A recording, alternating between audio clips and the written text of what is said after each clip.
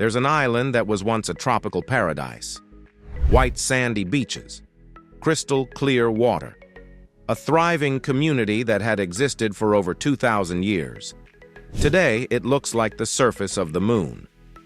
90% of the island's surface was literally scraped away and shipped across the ocean. The people were forcibly removed, their homes destroyed, their culture nearly erased. And the countries responsible? They got rich while an entire civilization was obliterated. This is the story of Banaba Island. And what happened there is one of the darkest chapters in modern history. Escalation. Imagine waking up one day and being told your entire island is going to be mined.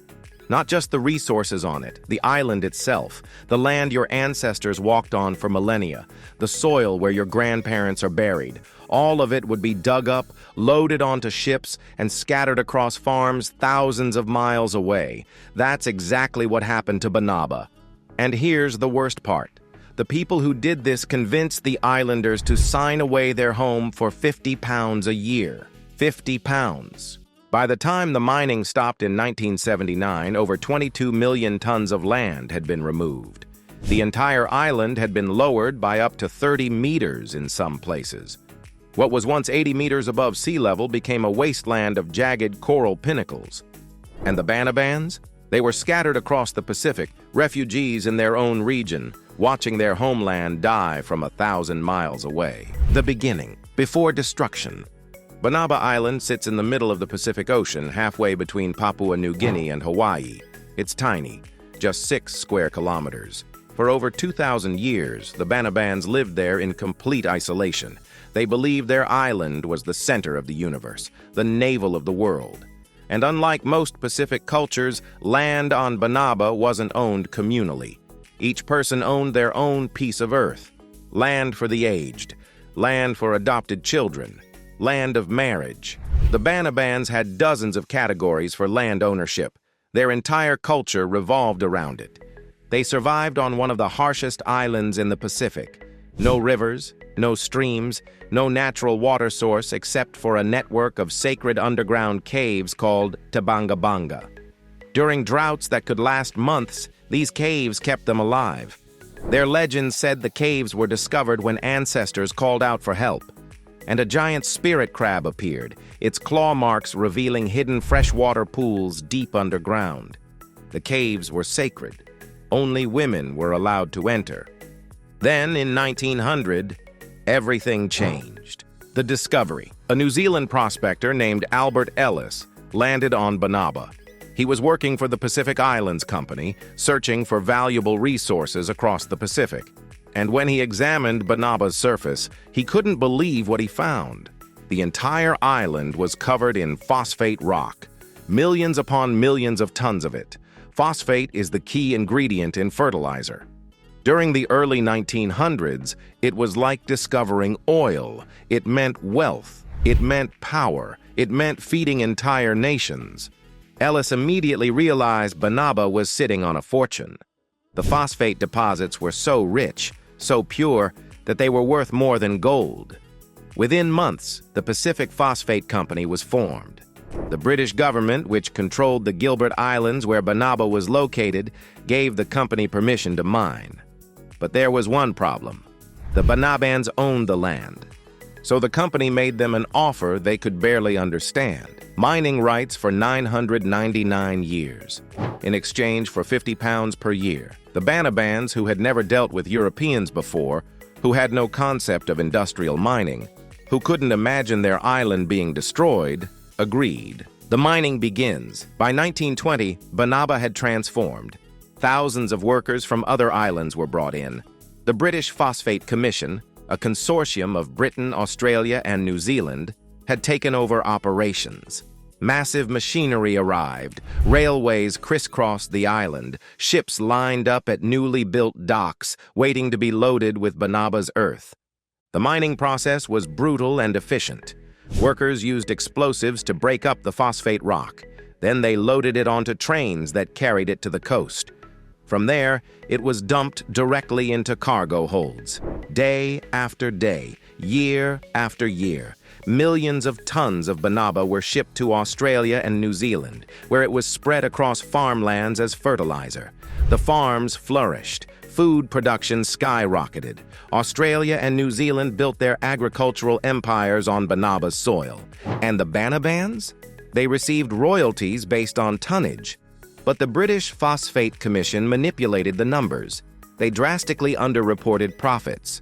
The Banabans were promised wealth from their land, but received almost nothing.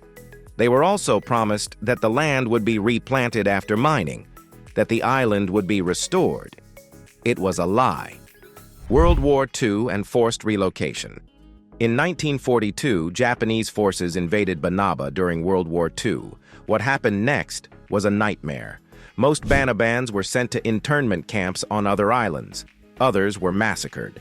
On August 20th, 1945, just days before the war ended, Japanese troops executed nearly 150 Banabans. Only one man survived, Kabunare Kura. He lived to tell the story of the massacre. When the war ended, the British made a decision that sealed Banaba's fate. They told the Banabans they couldn't return home. They claimed the Japanese had destroyed all the houses, which wasn't true. The real reason? The British Phosphate Commission wanted to resume mining without interference. So in December 1945, over 700 Banabans, including 318 children, were forcibly relocated to Banaba Island in Fiji, over 1,000 miles away. The Banabans were told it was temporary, that they'd return once the island was habitable again. But it was another lie. Mining continued, and continued, and continued, for another 34 years. The destruction reaches its peak. By the 1970s, Banaba was unrecognizable. 90% of the surface had been stripped away. Where there were once forests, there were now coral pinnacles jutting 10 to 12 meters high, sharp, jagged, impossible to walk through. The sacred caves that had sustained Banabans for centuries were now filled with scrap metal and industrial waste. Rusted machinery lay abandoned across the island. Railway tracks led to nowhere. Empty buildings decayed in the tropical heat. The Banabans who tried to return found an island that no longer resembled home.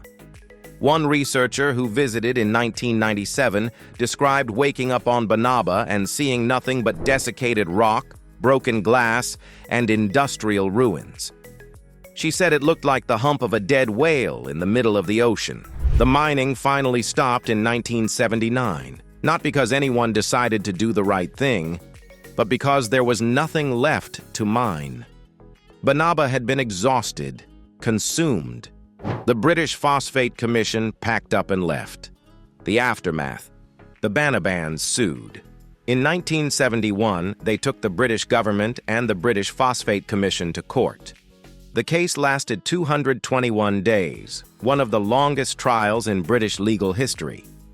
The Banabans argued that Britain had failed to pay them fairly, that the promise to replant the island had been broken.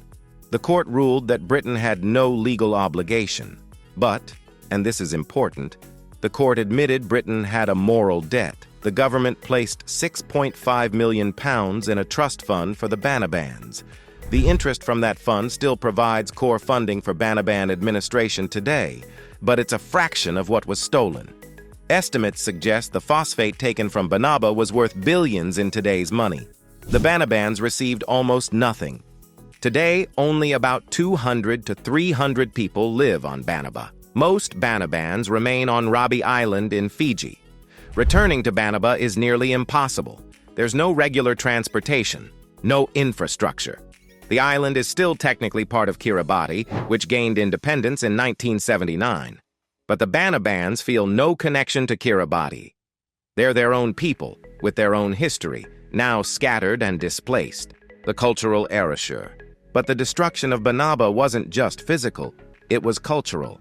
The Banaban language is extinct, completely gone. When Christian missionaries arrived, they used Kiribati language Bibles to convert the islanders. Workers brought in from other islands spoke Gilbertese. Over time, the Banaban language disappeared. The Banabans still maintain they're a distinct people. They have their own songs, their own dances, their own stories. But when you lose your language, you lose part of your identity. And when countries like Britain, Australia, and New Zealand refuse to even acknowledge who the Banabans are, treating them as just another group within Kiribati, it completes the erasure. There's a phrase that Banaban descendants use to describe what happened. Our land died, so others could live. The phosphate from Banaba fed millions. It built industries. It made fortunes. Australia and New Zealand owe a significant part of their agricultural success to Banaba's soil. But most people have never heard of Banaba. They don't know that their food security came at the cost of an entire island's destruction. Banaba remains a ghost island. The few residents who live there navigate through coral pinnacles just to reach the sacred caves their ancestors once used for water. The landscape is so destroyed that elderly Banabans can't physically make the journey anymore. And there's talk, horrifying talk, of reopening the phosphate mines, of doing it all over again. Banaba's story should enrage you, not just because of what happened, but because of what it represents. It's a story repeated across the Pacific, on Nauru, on Makatea, small islands with valuable resources, exploited by powerful nations, then abandoned when there's nothing left to take. The Banabans didn't ask for this. They didn't deserve this. They just wanted to live on their land, as their ancestors had for thousands of years. But their land died, so others could live. Remember that the next time you think about where things come from, about what was sacrificed so you could have what you have, Banaba Island was completely destroyed, and the world barely noticed.